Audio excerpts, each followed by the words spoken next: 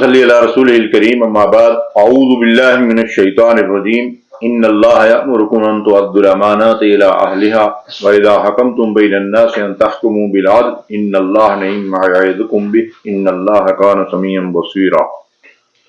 بے شک اللہ تمہیں اس بات کا حکم دیتا ہے کہ امانتیں ان لوگوں کے حوالے کرو جو اس کی اہلیت اور صلاحیت رکھتے ہوں، اور جب تمہیں فیصلہ کرنے کا اختیار دیا جائے تو عدل و انصاف کے تقاضوں کو پورا کرو اور عدل و انصاف کے مطابق فیصلے کرو۔ وہ چیز بہتر ہے جس کی نصیحت اللہ تعالیٰ تمہیں کر رہا ہے، یعنی عدل و انصاف اور اہلیت اور صلاحیت کی بنیاد پہ امانتیں حوالہ کرنے کا حکم، یہ تمہارے حق میں بہتر ہے۔ بے شک اللہ سمیع و بصیر ہے۔ رب اشرح لی صدری ویسر لی امری واحلل عقدۃ من لسانی یفقهوا قولی۔ اللهم صل على محمد وعلى آل محمد كما صليت على إبراهيم وعلى آل إبراهيم إنك حميد مجيد۔ اللهم بارك على محمد وعلى آل محمد كما باركت على إبراهيم وعلى آل إبراهيم إنك حميد مجيد۔ انتہائی قابل احترام بھائیو، موجودہ صورتحال میں جو اس وقت کرنٹ ایشو ہے انتخابات کا، اسی کی نسبت سے آج کا جو موضوع ہے وہ ہے ووٹ اور ووٹر کی شرعی حیثیت۔ انشاءاللہ اس پہ آپ کے سامنے قرآن و سنت کی روشنی میں کچھ وضاحت کرنے کی کوشش کروں گا، اور اگر آپ کے ذہن میں کوئی سوال پیدا ہو تو انشاءاللہ اس پروگرام کے بعد آپ کے سوال کے جواب کی دینے کی بھی کوشش کی جائے گی۔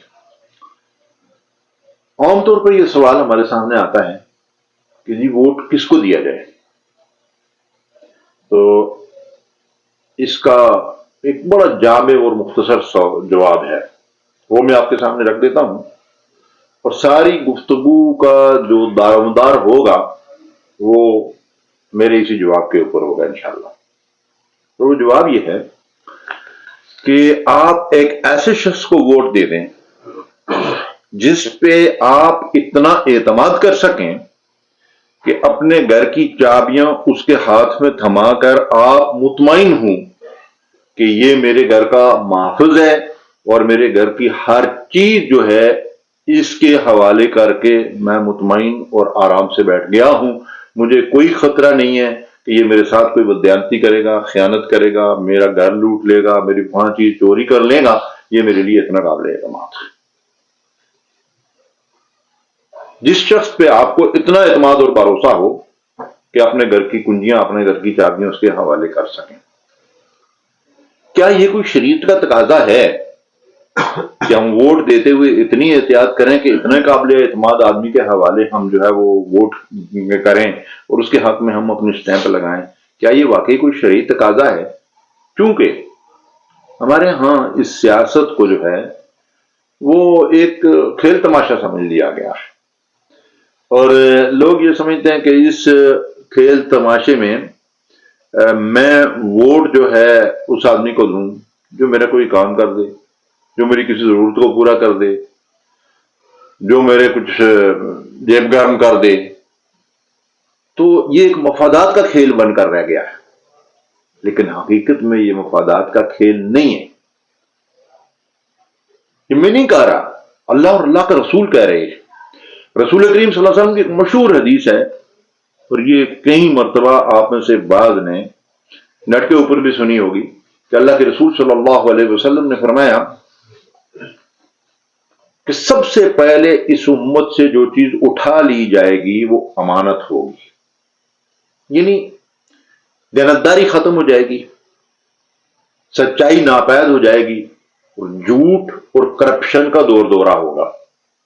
تو امانت اٹھائی جائے گی، اس کا مطلب کیا ہے؟ اللہ کے رسول صلی اللہ علیہ وسلم سے لوگوں نے سوال کیا کہ یا رسول اللہ صلی اللہ علیہ وسلم امانت کیسے اٹھائی جائے گی؟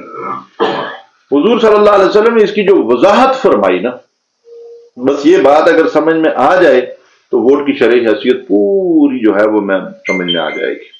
اللہ کے نبی صلی اللہ علیہ وسلم نے فرمایا کہ جب معاملات نااہل لوگوں کے سپرد کیے جائیں تو قیامت کا انتظار کرو، کیونکہ آپ نے فرمایا نا کہ جب امانت ضائع کی جائے تو قیامت کا انتظار کرو۔ تو صحابہ نے سوال کیا یا رسول اللہ صلی اللہ علیہ وسلم امانت ضائع کی جانے کا مطلب کیا ہے؟ تو آپ نے فرمایا کہ جب معاملات نااہل لوگوں کے سپرد کیے جائیں تو پھر قیامت کا انتظار کرو. یہ ہے قیامت کی نشانی. اور آج میں اور آپ جو ہے اسی دور سے گزر رہے ہیں کہ جس دور میں معاملات جو ہے یعنی تقریباً آپ یہ سمجھ لیں کہ کلی طور پر نااہل لوگوں کے ہاتھوں میں ہے. اور قیامت برپا ہے ہمارے لیے تو وہ آئی ہوئی ہے نا. اس کی جو کچھ ہم بھگت رہے ہیں، جس طریقے سے ہم سسک کر مطلب جی رہے ہیں، ہمارا امن، سکون، اطمینان ختم ہو چکا ہے اور مختلف قسم کی بلائیں ہمارے سروں کے اوپر مسلط ہیں. اس کی وجہ کیا ہے؟ کہ معاملات نہ لوگوں کے ہاتھ میں ہیں، نہ ان کے اندر اہلیت ہے، نہ ان کے اندر صلاحیت ہے. تو ان نااہل لوگوں کا مسلط ہونا، ٹھیک ہے بعض اوقات ہم کیا دیتے ہیں ہمارے اعمال کی سزا ہے، جیسے ہمیں ویسے جیسے روح ویسے فرشتے، عام طور پر سنا ہوگا آپ نے، اور اس میں کافی حد تک حقیقت بھی ہے. اس لیے کہ معاملہ صرف انہی لوگوں کا نہیں جو مسلط ہو جاتے ہیں یا کیے جاتے ہیں یا ہم ان کو خود لے کر آتے ہیں، بلکہ معاملہ یہ ہے کہ ہماری پسند اور ناپسند بھی تو تبدیل ہو گئی ہے نا، ہمارے معیارات بھی تو الٹ گئے ہیں نا. تو اسی کی ساری وجہ ہے. تو اب اس میں ہمیں کیا معیار اپنے سامنے رکھنا چاہیے ووٹ دیتے ہوئے؟ جی، اور کیوں رکھنا چاہیے؟ اس لیے کہ جو ووٹ ہم کسی کو دیتے ہیں اس ووٹ کے ذریعے سے کیا ہوتا ہے؟ ووٹ اور اپنی رائے جس کے حق میں دیتا ہے، ملک کا کوئی بھی اہم ترین عہدہ اور منصب گویا کہ وہ اس کے حوالے کر رہا ہے. ملکی معاملات کا، مالی معاملات کا اس کو ذمہ دار بنا رہا ہے اور قوم اور ملک کی امانتیں اس کے حوالے کر رہا ہے اور اس کو قانون سازی اور فیصلے کا اختیار اس کو دے رہا ہے. یہ ساری باتیں ہیں. اس لیے کہ جو شخص منتخب ہوگا وہ ملک کا وزیر اعظم بن سکتا ہے، صدر بن سکتا ہے، وزیر خزانہ بن سکتا ہے، وزیر قانون بن سکتا ہے، جی کسی بھی عہدے اور منصب کے اوپر جا سکتا ہے. تو گویا کہ جس ووٹر نے اس کو سپورٹ کیا ہے اس نے اس منصب تک اس کو جو ہے وہ پہنچایا ہے. اب یہ ووٹ جو ہے یہ 25-30 کروڑ عوام کی اور اللہ کے رسول کی جو ہے وہ امانت ہے ہمارے پاس. کیسے کہ اس کی شرعی حیثیت یہ ہے کہ جو آدمی ووٹ دیتا ہے وہ حقیقت میں اپنی رائے کا اظہار کرتا ہے اس آدمی کے حق میں. ایسا ہی ہے نا، وہ مشورہ دیتا ہے اس کے حق میں. اور رسول کریم صلی اللہ علیہ وسلم نے فرمایا کہ مشورہ اور رائے کیا ہے؟ امانت ہوتی ہے.